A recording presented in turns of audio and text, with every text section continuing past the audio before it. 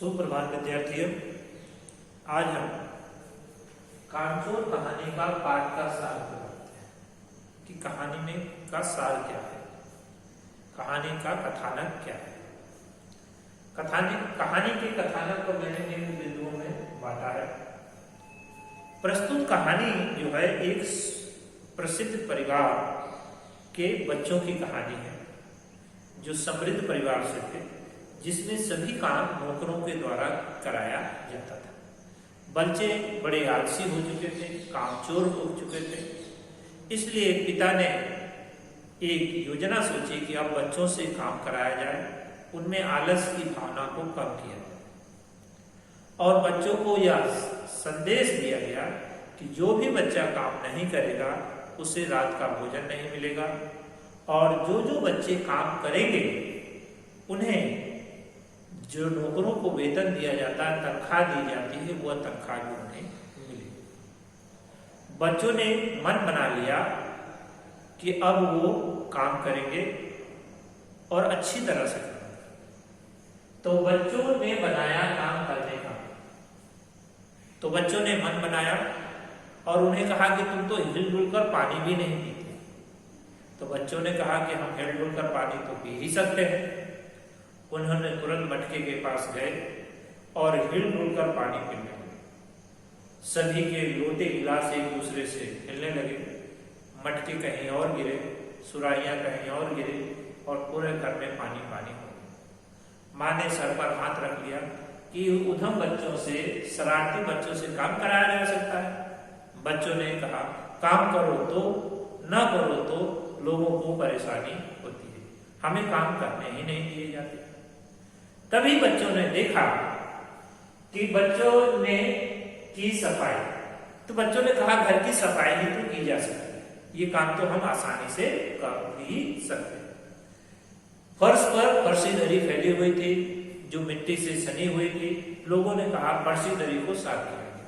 सभी बच्चे दरी पर जुट जाते हैं, चारों कोनों से उसे पकड़ लेते हैं, उसे हिलाने लगते हैं। पूरा कमरा जो है धूल और धक्कड़ से भर जाता है। कुछ बच्चे डंडे लेकर दरी को पीटने लगते हैं। पूरा कमरा धूल धक्कड़ से सन जाता है। सभी बच्चे धूल मुक्त हो जाते हैं, धूल से सन जाते हैं। तभी लोगों ने कहा धूल तो निकल गए, अब इसे झाड़ू देना चाहिए। सभी बच्चे झाड़ू की तरफ लपटे। झाड़ू की तरफ जैसे लपटे, घर में झाड़ू एक थी, काम करने वाले एक से अधिक बच्चे थे। सभी झाड़ू पर टूट पड़े। सभी के हाथ में एक एक दो दो सीख आई। सभी एक एक दो दो सीख से झाड़ू देने लगे। झाड़ू देने से पूरा धीर जो है और उठने लगा। तब किसी को यह सोच आई, किसी ने यह जाना कि झाड़ू देने से पहले मिट्टी युक्त को थोड़ा सा पानी का छिड़काव करें। और सभी बच्चों ने अपने अपने तरीके से फर्श पर पानी का छिड़काव करने लगे। अब जो धूल थी वो कीचड़ में तब्दील हो गई। सभी बच्चे धूल से लथपथ हो गए। घर में भूचाल आ गया, उन्हें घर से निकाला गया। बच्चों ने कहा कि भाई ये धूल सफाई का काम हमसे नहीं होगा, अब हम दूसरा काम करते हैं। बच्चों ने लिया पेड़ों को पानी, कि हम जो काम मालिक करता है उस काम को तो हम स्वयं कर ही सकते हैं, तो हम पेड़ों को पानी देंगे। सभी बच्चे जो है लोटे, बाल्टियां, तसले, भगोने, पतीले लेकर नल की तरफ दौड़े और जिन लोगों के हाथ में कोई बर्तन नहीं आया था वो गिलास, डोंगे, कटोरे लेकर नल की तरफ दौड़े। वहां घमासान मच गया। पहले हाथापाई हुई, बर्तनों की घुसी हुई। एक बर्तन दूसरे बर्तन के ऊपर नल पर लगाया गया, फिर एक दूसरे को कोहनियां मारी गई, धक्का धुक्की हुई, फिर बर्तन चले और सभी बच्चे जो है कीचड़ से दरबदर, क्योंकि वो घर से नौकरों को निकाल दिया गया। अब उसे नहलाने धुलाने की जिम्मेदारी किस पे है? तो बगल के बंगले से नौकरों को बुलाया गया और प्रत्येक बच्चे को 25 पैसे के हिसाब से 4 आने देकर उन्हें नहला धुलाकर साफ किया गया। तब बच्चों ने कहा कि पेड़ों पर पानी देना यह हमारे बस की बात नहीं है, हम कुछ और काम सोचें।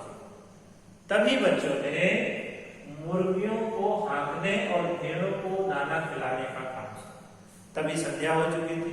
मुर्गियां चल करके बागों से वह घर की तरफ लौट रहे थे। लोगों ने कहा कि मुर्गियों को दबके में डालना चाहिए। सभी ने डंडे, छोटे छोटे डंडे लेकर मुर्गियों को भागना शुरू किया, मारना शुरू किया।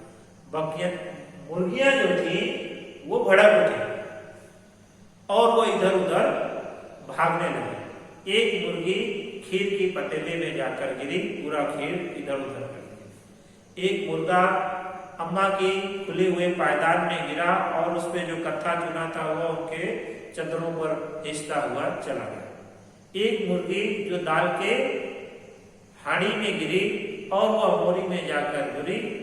मोरी में उस समय जो है मौसी मुंह को धो रहे थे, सारा कीचड़ उनके मुंह पर आ गया और पूरे घर में मुर्गियां ही मुर्गियां फैल गई। बच्चों ने सोचा ये मुर्गियों को हाँकने का काम हमारे बस की बात नहीं है। उसी समय संध्या के समय भेड़ जो है चल करके घर की तरफ आ रहे हैं। भेड़ों को दाना देना चाहिए। सभी बच्चे सूप में दाना लेकर भेड़ों के सामने चल दिए। भेड़ दाना को देख करके ये फौजी तंबू की तरफ उनके पीछे भागी। बच्चे आगे आगे, भेड़ उनके पीछे पीछे, क्योंकि भेड़ चाल मशहूर है, एक भेड़ जहां जाती सारी भेड़ उसी तरफ। तख्तों पर, खाटों के ऊपर से भेड़ होते हुए घर के अंदर प्रवेश के बच्चे जहां जहां जाते भेड़ उसके पीछे पीछे जाते। भेड़ों ने सूप में दाना न पा करके वहीं तरकारी छीली जा रही थी, मटर छीली जा रहे थे। भेड़ों ने तरकारी के ऊपर टूट पड़े, सब्जियों के ऊपर टूट पड़े। सब्जी वाली उन्हें मार रही है, परंतु भेड़ जो है सारी सब्जियां अपने पेट में डाल दी। अब सारे घर में भेड़ और मुर्गियां ही फैली हुई थी। सारे जगह शोक का माहौल फैला हुआ था। पूरा घर जो है मुर्गियों और भेड़ों से भरा हुआ था। उनको, बच्चों को घर से बाहर निकाला। बच्चे सोचने लगे कि अब हमसे भेड़ और मुर्गियों का काम, हाँकने का काम नहीं होगा।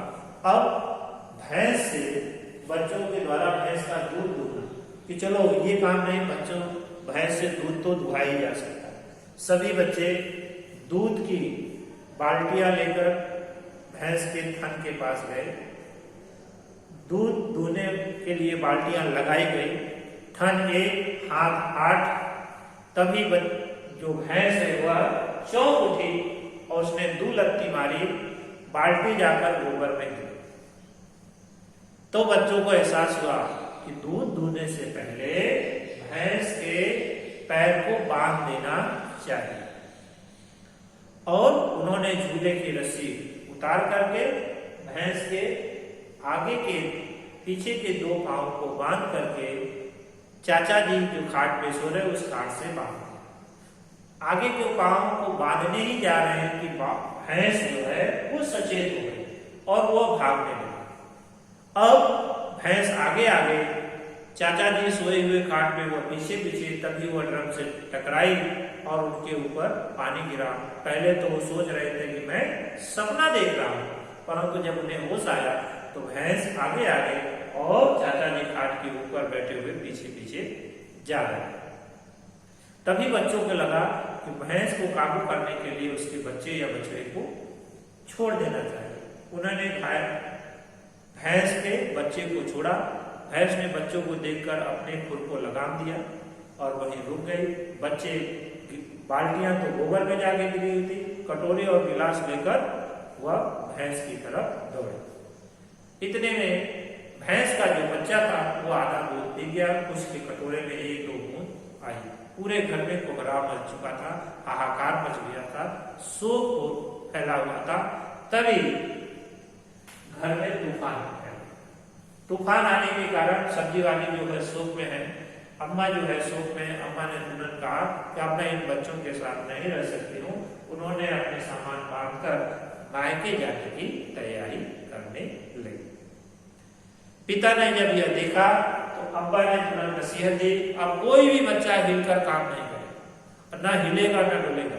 जो भी बच्चा हिलकर कोई काम किया तो उसे शाम का खाना नहीं दिया।